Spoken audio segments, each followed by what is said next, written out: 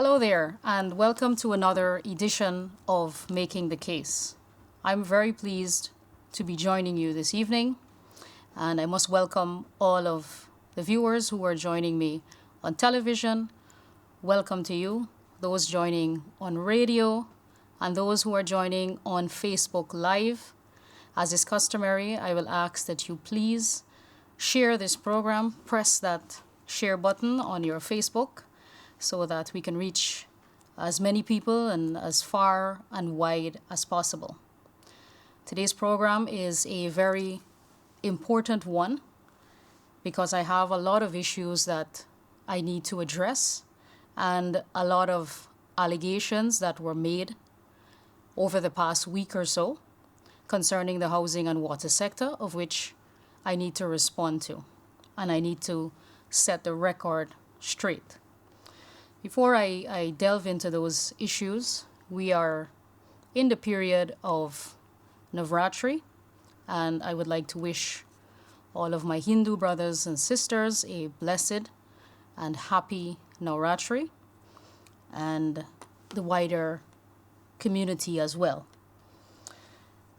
Over the past week or so, and especially in the last 2 days, I have noticed a lot of commentary from the opposition mostly about the state of the housing and water sector.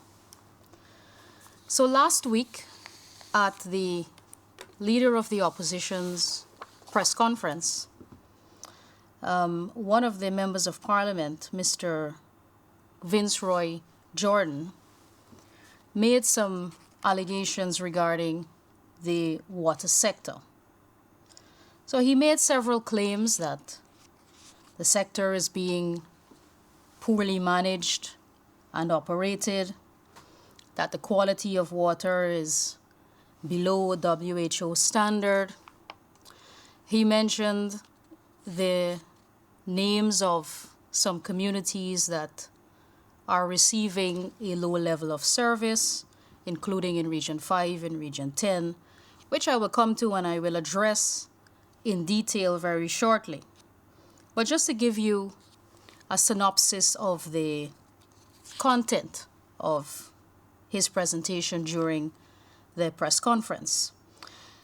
He made claims about shortages of materials and chemicals, about reduced operating hours at the treatment plant and well stations, and a whole host of issues that he raised, most of which are patently false, and I will present the evidence to you and take you through the state of the housing and water sector today.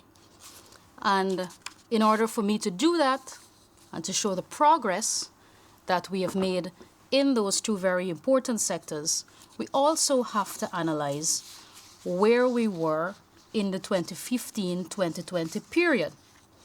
Because according to Viceroy Jordan, everything was great at GWI under the APNU AFC coalition government 2015 to 2020. So let us for a moment examine what the facts were then, and then we will come to what the facts are now. And you know, when I saw the comments that were made, I knew immediately what I had to say to respond to these accusations, allegations, and lies, because most of them are completely false, totally untrue. And I recall immediately the appeal by the Vice President during his weekly press conferences that we have to keep fighting this false narrative, and we have to keep rebutting the false information that is being dispersed from the opposition and from activists associated with the opposition. We have said time and time again, we've given the facts on the housing sector, on the water sector, about the total lack of vision that persisted during those 5 years. We have elaborated at length the plans that we have in the housing and water sector. The changes have been visible. I don't have to tell you, you can see that. There are a lot of positive changes. There's growth in both sectors. And we have to keep repeating these things, because if we allow the opposition and activists of the opposition, members of parliament, whoever they are, if we allow them to speak only, they will start to set the narrative. And so we have to correct that. And we have to ensure that people are given the correct information and that people know the truth. Sometimes it gets tedious, it gets boring, it's frustrating sometimes to have to say the same things over and over again. But we have to keep telling people what the truth of the matter is. So in 2020, when we came into government, the Guyana Water Inc., the utility company, was totally bankrupt, completely bankrupt. And we have released evidence from that time to now to show what the financial condition of the company was. It owed the GPL over $7 billion in outstanding electricity rates. There were 2 bank overdrafts at GWI. GWI had 2 bank overdrafts totaling $270 million. Business people know that if you have the need for a bank overdraft, then you don't even have money to pay your most basic and routine expenses, such as wages and salaries. So the company was in a dire financial position during those 5 years. So 2 bank drafts totaling $270 million, a $7 billion debt to the Guyana Power and Light. It owed $800 million to its suppliers, $800 million in debt to its suppliers. But there was one supplier, a middleman, who was supplying the company with Sequest water treatment chemical at a rate of $9 million US dollars, or 1.8 billion Guyana dollars. A contractor who was sole sourced, bypassing all of the procurement laws, so bypassing the GWI tender process, bypassing the National Procurement and Tender Administration Board, bypassing all of those laws. They contracted a middleman to supply Sequest water treatment chemical, many receipts for which are still outstanding. This money is unaccounted for. This took place over a 4-year period under the management of APNU AFC coalition. So a lot of shady transactions, corrupt practices, which contributed also to the dire financial position of the company during that time. And then it got worse. So apart from its financial status at the time, we found out when we took office, GWI had no inventory. No inventory whatsoever. No spares, no parts, no fittings, no meters. We had a backlog of thousands of outstanding, pending water connections that people had applied for and that were waiting on, but they could not be serviced because GWI had no meters, no service connections, no fittings, spares, nothing. None of the inventory was there. We also found 5,000 major reported leaks that were pending in the system. So these were leaks that were reported. The system had accounted for it. There was a note there, and nobody was attempting to even resolve the leaks. And part of the reason is that they had no parts, no fittings, and no supplies in the inventory to address those leakages. There was a massive bloat in the employment in GWI. We told you before that when we left office in 2015, there were about 600 employees. When we took office back in 2020, that number had increased to over 1,300 employees, which on the face of it is not an issue as long as these people are working, doing meaningful work, and ensuring that our customers are being serviced.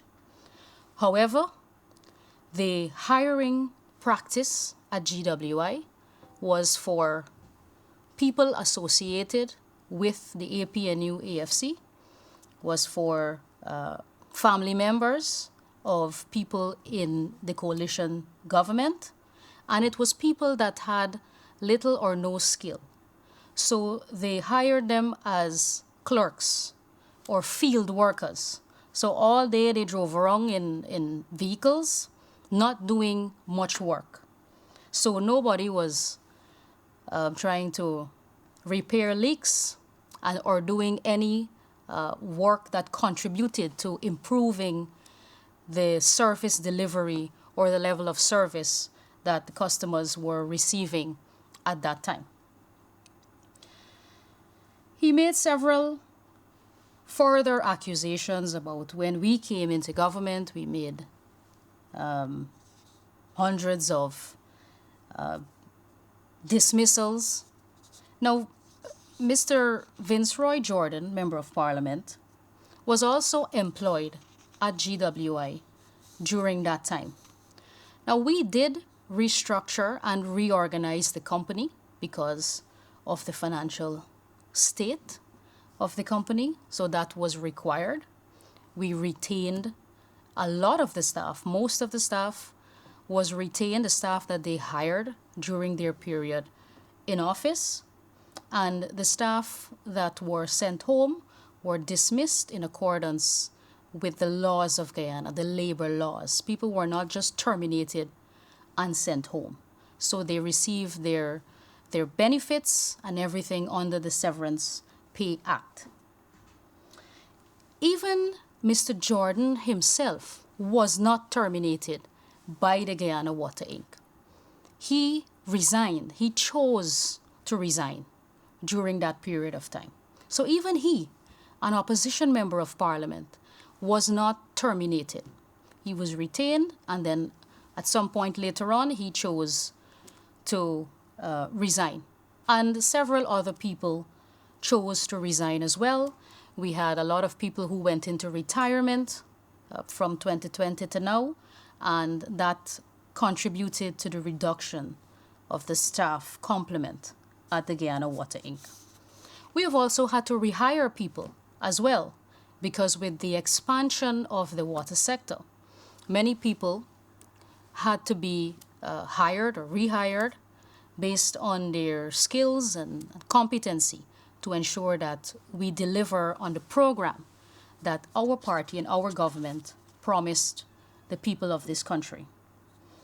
So that is the condition, and I can go on about many other things that were wrong or that were going wrong at the company when we took office, but these are some of the major points that I wanted to highlight, and these have been ventilated in the public domain already, but I need to reiterate it here for the benefit of the public, because if you listen to Vince Roy Jordan, you would think that the APNU AFC government had all the answers and everything was perfect during that time. And what he is doing and what he did during the press conference and during his statement last week is that he's taking little complications that the company may have as a matter of routine. Now, the Guyana Water Inc. services 178,000 customers. There is going to be difficulties sometimes in delivering a service that is satisfactory to 178,000 people every day of the year. There are going to be problems. There are going to be problems with electricity. There's going to be problems with pumps, with the water treatment plant. But the important thing is not to make a big issue of it and to give the impression to the public as though this is major and that nothing is being done by the company. So even when something is not completely untrue, a lot of times they give half of the story and don't talk about the other half, about how it is being remedied by the company. So let's fast forward now to the position in which we were at today. I highlighted a moment ago the status of the company in 2020 when we took office. GWI is now in a stable and solid financial position. This is because of or due to the fact that we now have prudent and efficient management of that utility company. We've reduced corruption. We have restored accountability. We've restored transparency, as all contract awards made through MPTAB or through the GWI's procurement process.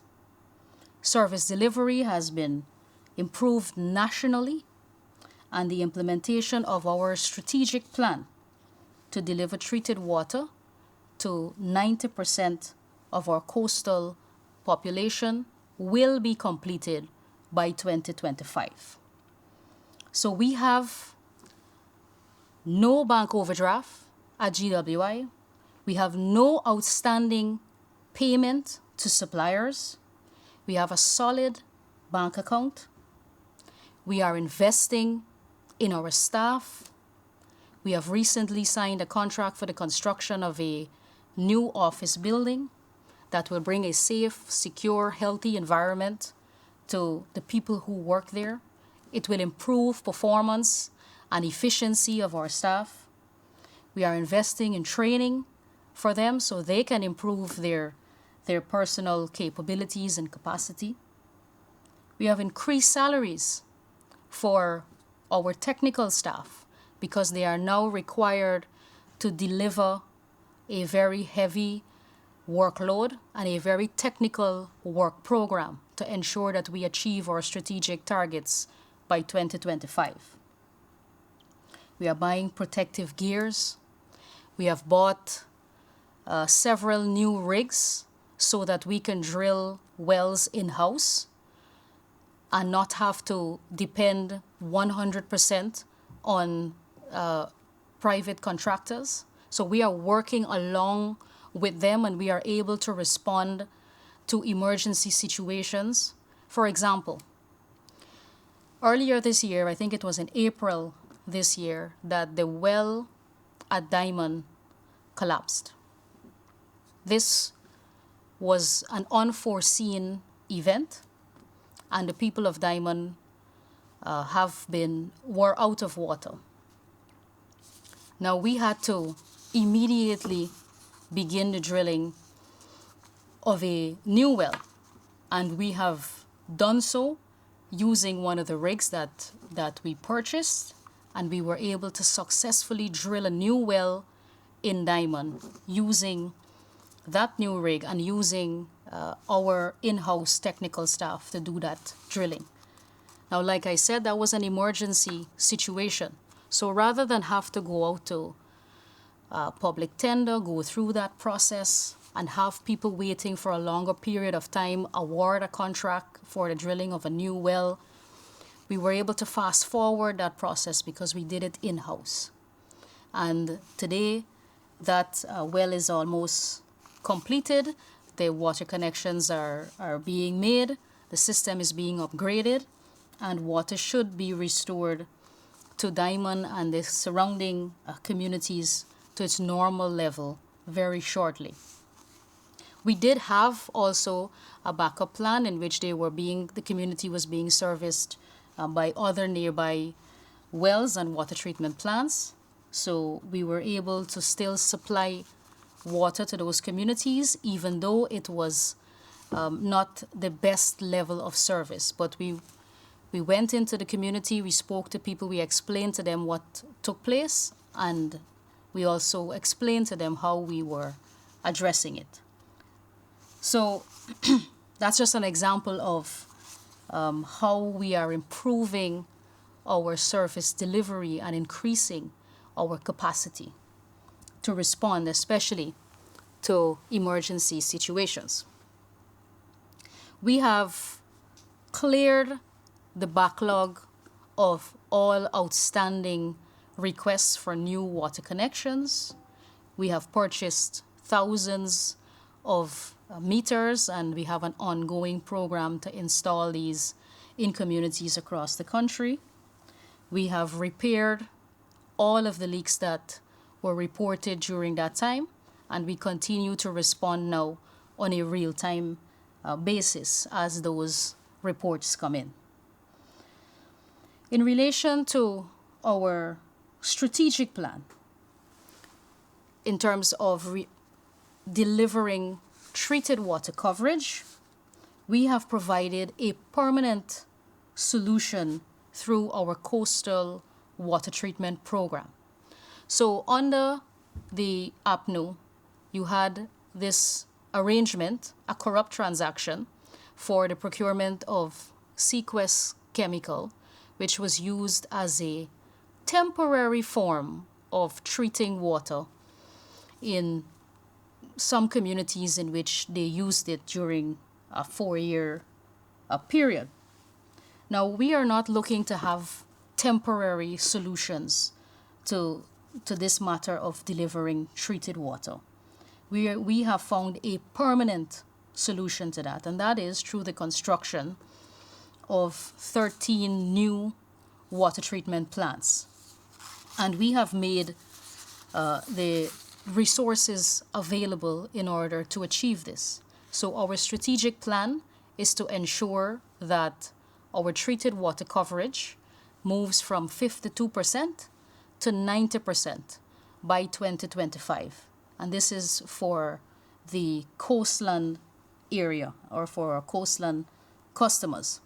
So this is a permanent solution to this problem of people who are receiving untreated water, discolored water, water that has a high iron content.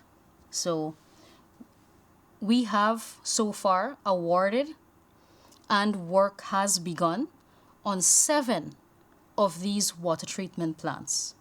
So those we already went out to tender for. Those are being funded by the government of Guyana.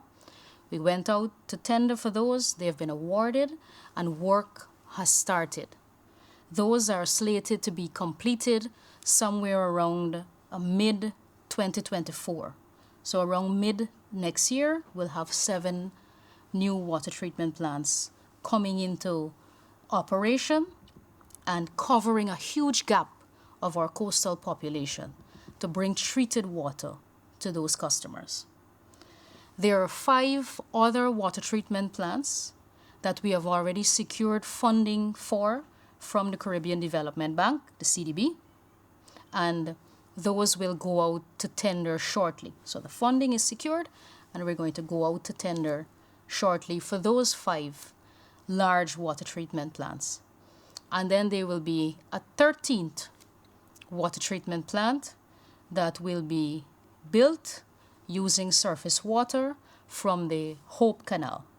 So we're looking for a location somewhere around Hope, Mahaika area there, where a 13th water treatment plant will be constructed.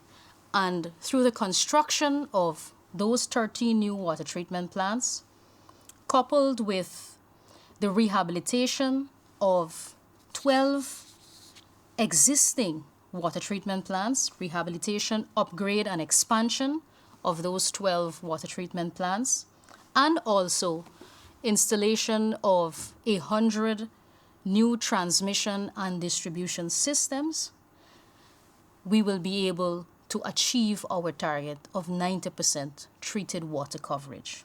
So several interventions, the new water treatment plants, rehabilitation of existing ones, rehabilitation and expansion, and the installation of new transmission and distribution networks.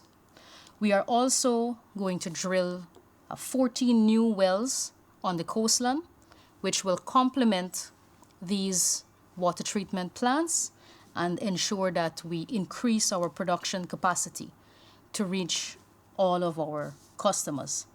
This brings us to a total of about $200 million that we are investing in this coastal water treatment program to be able to deliver treated water to 90% of our customers on the coastline. So that is a summary of what our strategic plan is for the water sector on the coastline. And you see work already has begun in achieving this target of 90%. So Jordan and the members of the opposition could never sit at a press conference and elaborate or tell the public what the strategy for water was during the 5 years, what the vision was under the coalition government, what were the objectives, and what were their achievements. So they resort to nitpicking, little issues like, for example, blatant lies too about the company not having spares and chemicals. We have never been out of spares or fittings at GWI. Our inventory has always been stocked. That is a total lie.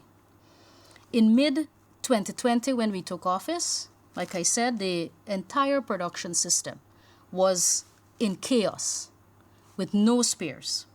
All the spares that were purchased prior to mid-2015 were depleted under their leadership and were never replenished in the 5 years.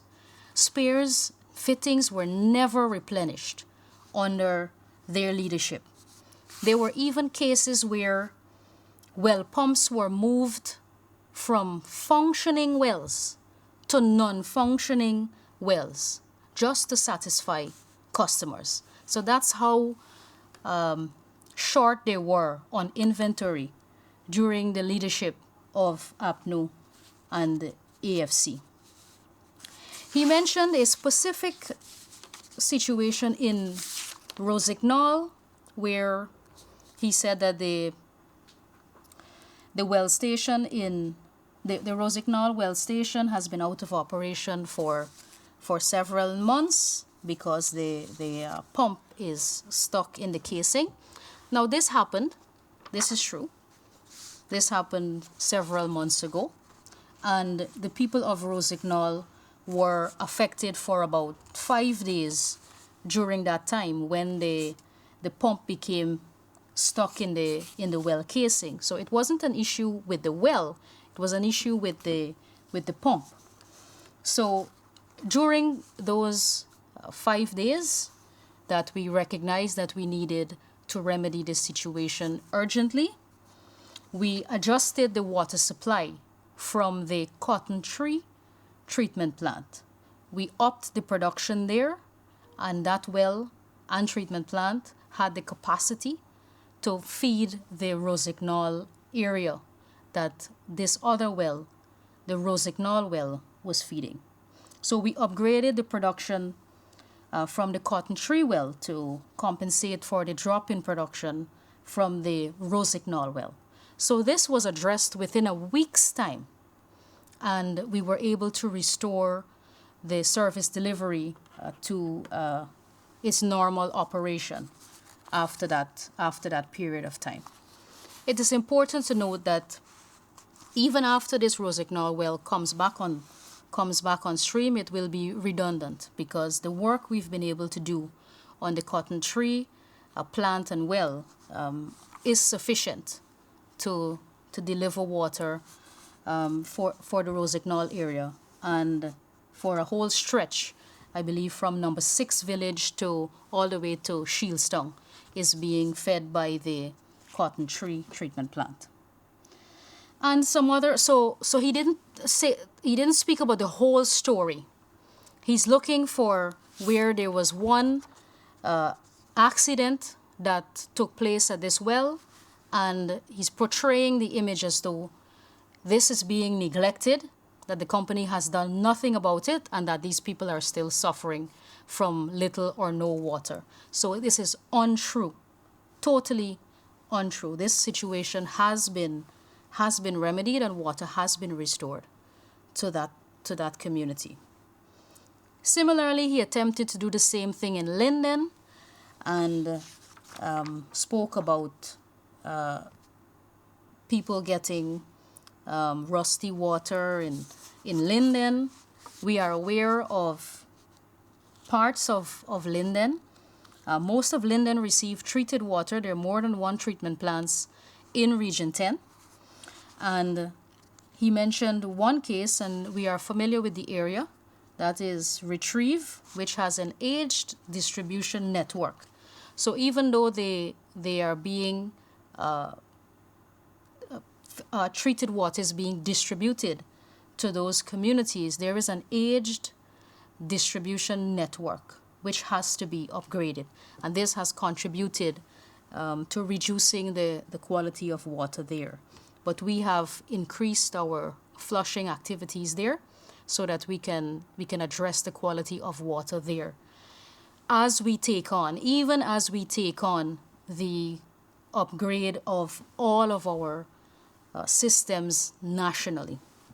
And you see us doing that even right here in central Georgetown, upgrading our distribution and transmission mains along Church Street, Cemetery Road. These are major asbestos pipes that are being replaced and upgraded with a better quality material and one that is safe and environmentally friendly.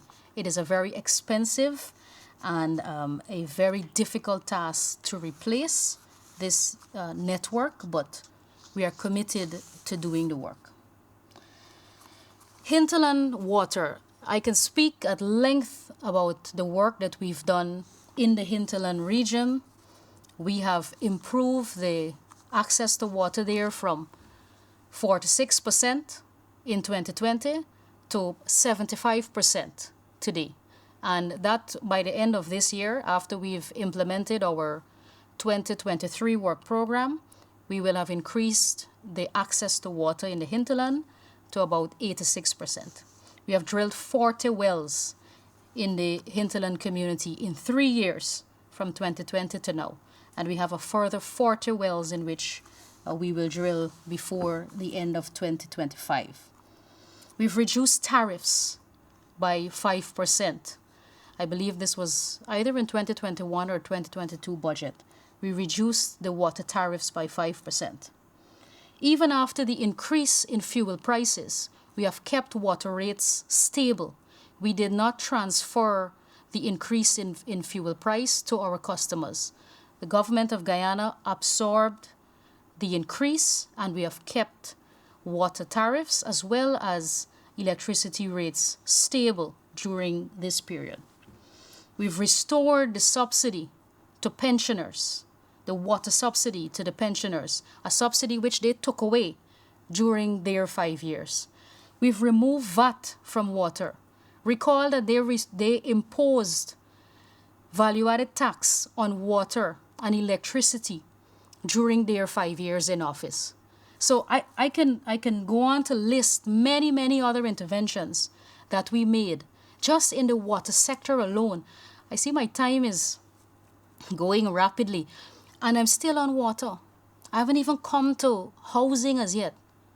So it's really crucial that at every juncture that every time an opposition member of parliament or the leader of the opposition or any member on the opposition opens their mouth to speak about any sector in this country, and especially the water and housing sector, for which I share responsibility, I am going to come and defend it because I know what the facts are. I know the quality of work that we have been doing. Are we perfect? No. But we are working, we are striving to ensure that the least that we can do is deliver on our targets. The least we can do is ensure that all of the commitments we made to the people of this country is delivered and is delivered on time. We are going to encounter challenges along the way. A well will collapse.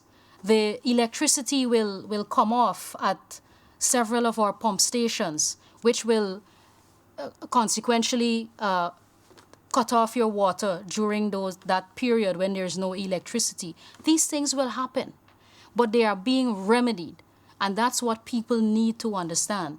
This is a temporary situation, and it's important for people to know what the plan is so that they understand that they don't have to continue to live in blackout or continue to live without treated water for the rest of their lives. They know that there is a plan in place, they know what the plan is, and that they know when it will be delivered. That's what is important for people to know how we are addressing these issues. We have a constant challenge in the water sector as well, with contractors who are doing work for the housing ministry or infrastructure work for the Ministry of Public Works, that instead of consulting with our technical staff from GWI, they dig up a road and they burst our transmission mains and our distribution network. And some of them are so wicked, they don't report these leaks when it happened. So when they're digging or transporting equipment or something, they damage a main or they break a pipe or a major transmission line, and they leave it. And then it's not until a day or two after, when people's reserve start to go down in their water tanks, then people call in to report that there is a low level of service or no water coming at all in these communities. And this happens a lot on the East Bank because of the major housing expansion there on the East Bank. This happens a lot there, and we have to respond as soon as we receive these complaints. But it's not that the company is not doing its work, it's that we are operating in an environment in which there is major infrastructure transformation going on, and this is contributing to sometimes many of the inconveniences that we have with the delivery of our water service.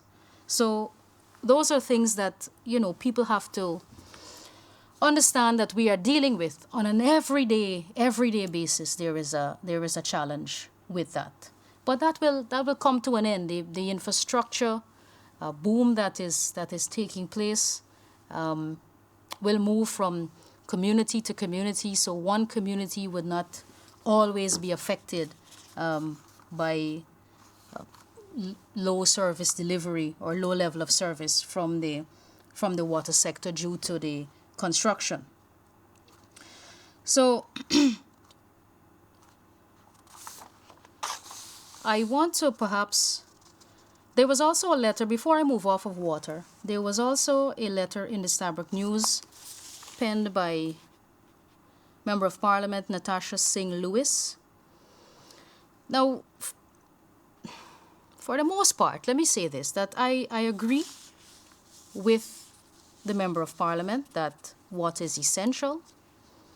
She spoke about, as a country, we must do more to conserve, and that as a people, we should do better at public education on water conservancy and the use of water and the need to treat water in a sustainable manner. I agree fully with that. I agree too that adopting Climate resilient technology and infrastructure is important.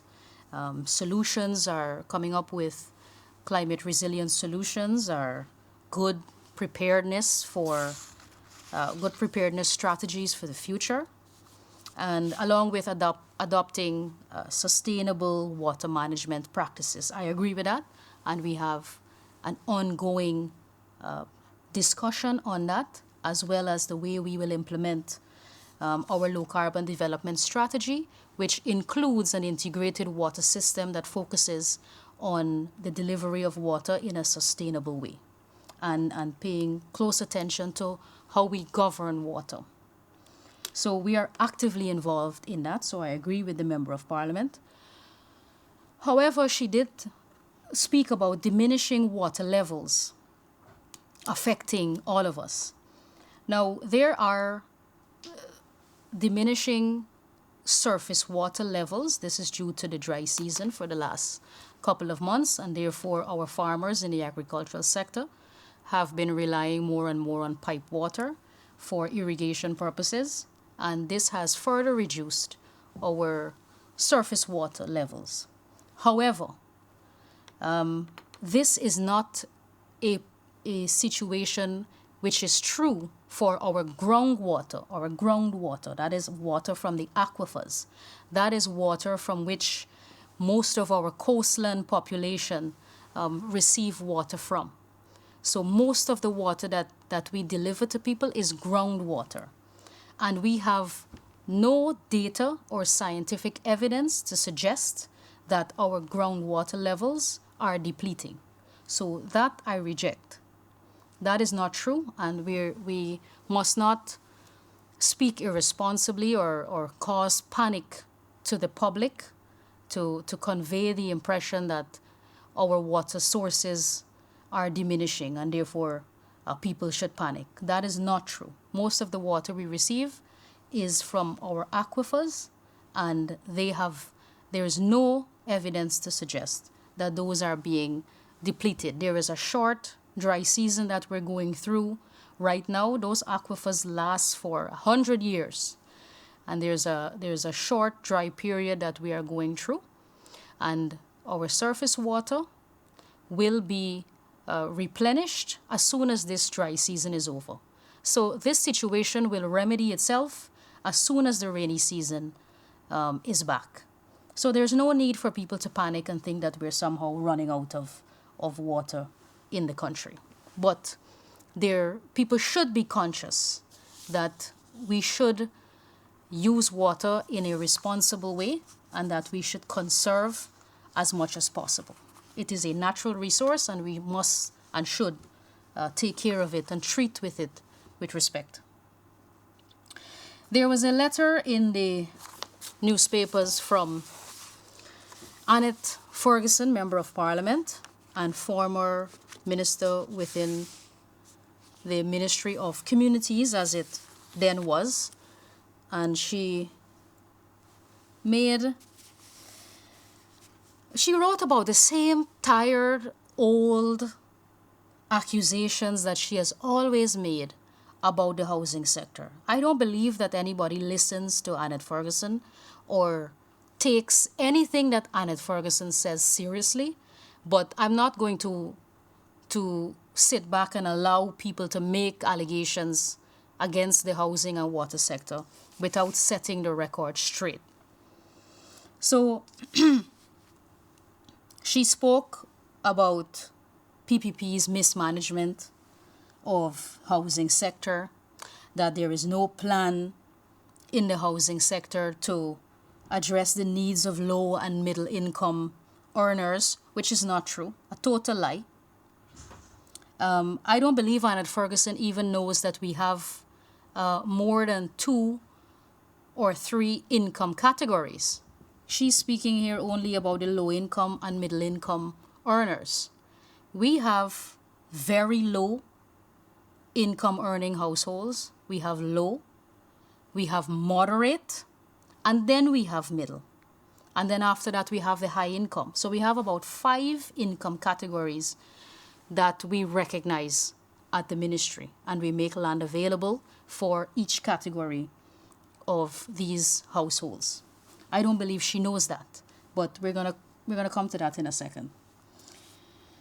She spoke about when they went into office that they did an analysis of the waiting list of applicants. And I want you to listen carefully to this.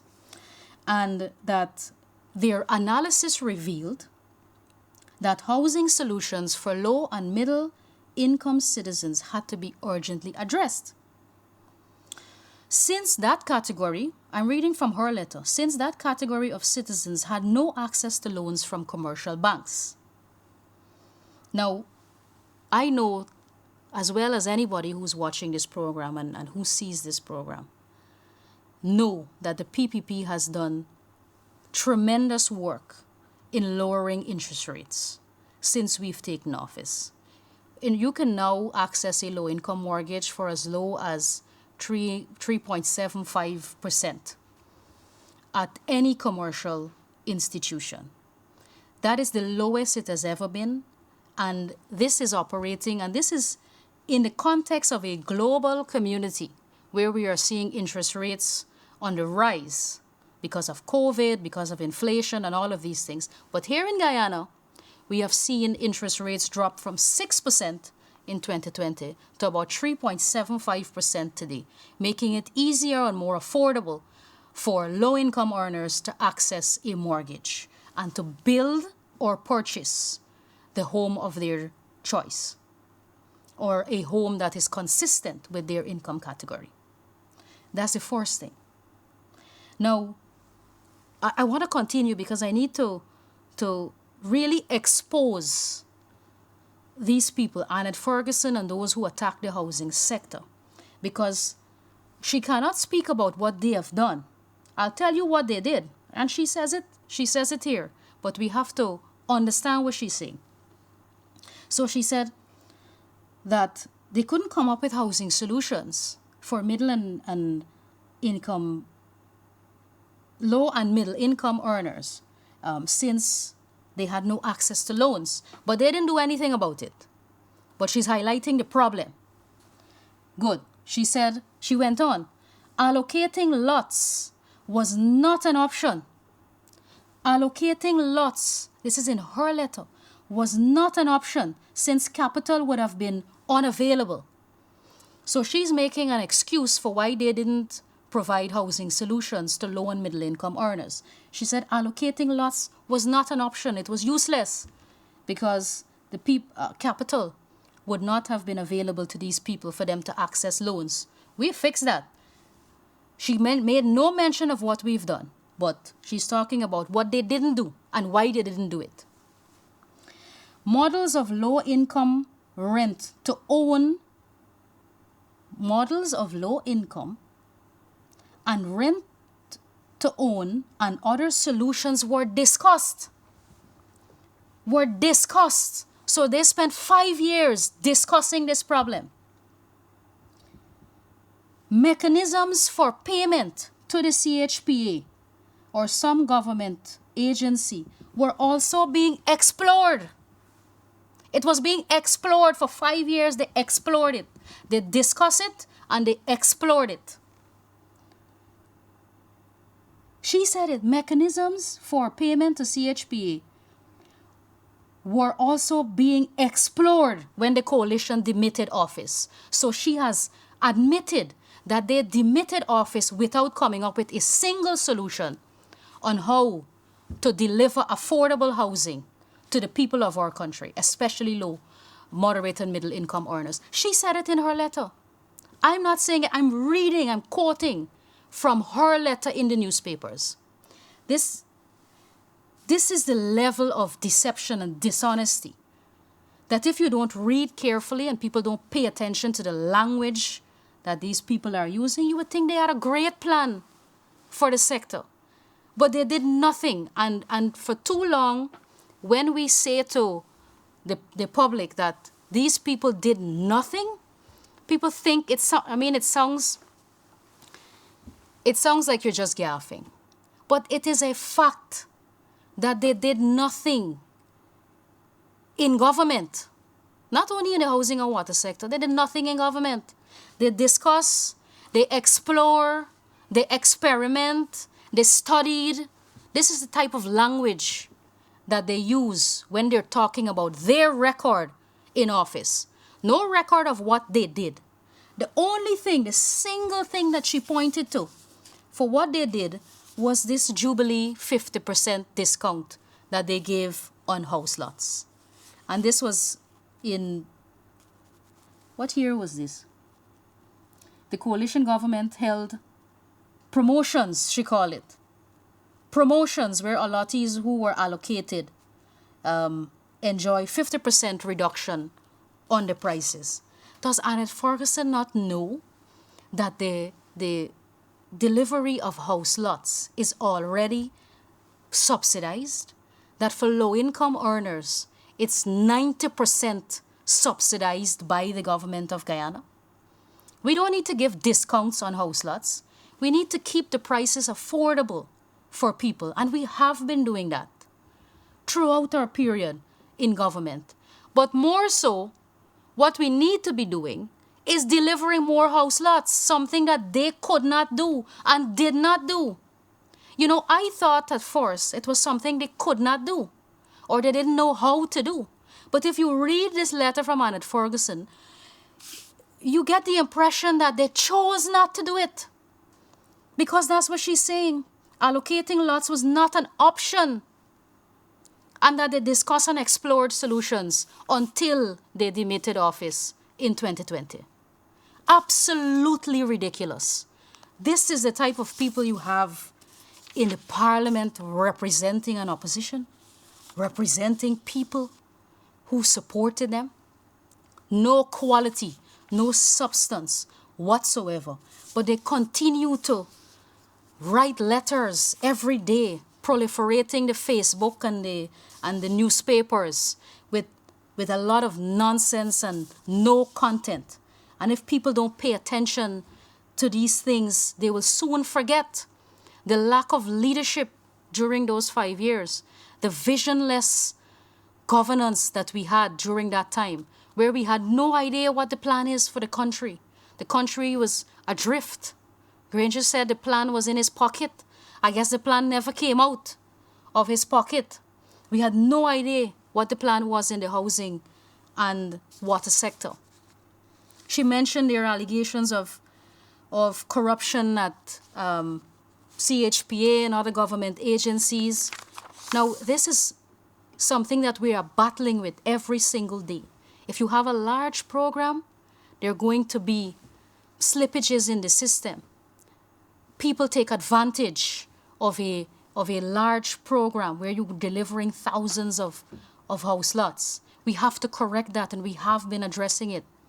People have been moved. People have been sent home who are involved in corrupt practices. The difficulty we have is that the population continues to contribute to this problem. Instead of coming, following up at the ministry, waiting your turn, see that the work that we're doing will eventually get to every single allottee. People want to shortcut the system. They don't want to come to the ministry. They don't want to wait in a line. They may have to deal with maybe a rude public servant. This is part of life. We are trying to correct it. We are working very, very hard to correct the system, to trying to ensure that it is fully transparent, accountable. But we cannot have people working against us and people contributing by paying bribes for favors and all of these things. If we find it, people are going to be in trouble. You can see in the newspapers that we've had people arrested for fake letters, people who have received money for claiming to help people with house lots. Every day, check the newspapers. We're seeing people brought before the court. So we are working on that. The problem we have is that people don't come forward to see the matter through. When it's time for them to come and give evidence and give a statement, then they say, we don't want no trouble.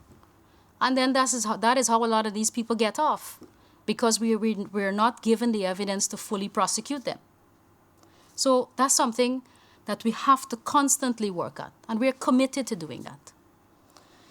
The other thing I wanted to highlight is just like I said, I see the time going quickly. I wanted to talk about some of our achievements. I wouldn't even be able to get through all of the achievements in the housing sector today.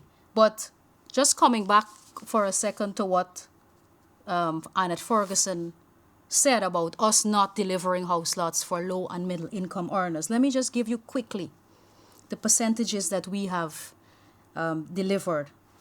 So I've divided it into all of the categories: low, moderate, middle, high income.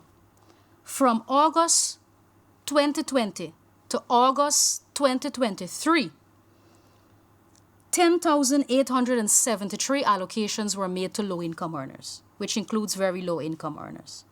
This represents 41.8% of our total allocations. 41.8% went to low-income earners.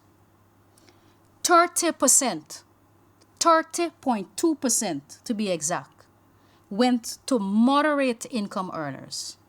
That is 7,834 allocations, representing 30.2% went to moderate income earners. 20%, or 5,211, went to middle income earners, which gives you a total, low, moderate, and middle, a total of 92%. 92% of all of our house lot allocations went to low, moderate, and middle income earners. A mere 8% went to high income earners, which would be our young professionals and some high income house lots. Only 8%. And Annette Ferguson will write in the newspapers every day and get on Facebook and tell you that we are not delivering house lots or allocating house lots to low and middle income earners. And I just broke it down for you. Those three categories, low, moderate, and middle, accounted for 92% of all of the house lots delivered from August 2020 to August 2023. I plan to go into some more of this data next week. I wish I had the time to do it today, but I'm completely out of time now. So I will have to take your leave, but I still have a number of outstanding issues to discuss, but I only have an hour and that goes by so quickly. So I want to thank everybody for joining me again on this Wednesday. If you haven't shared the program as yet, please do so, because it's important that people get the facts and know the facts. Thank you very much, everyone. I'll see you same time, same place next week. God bless you.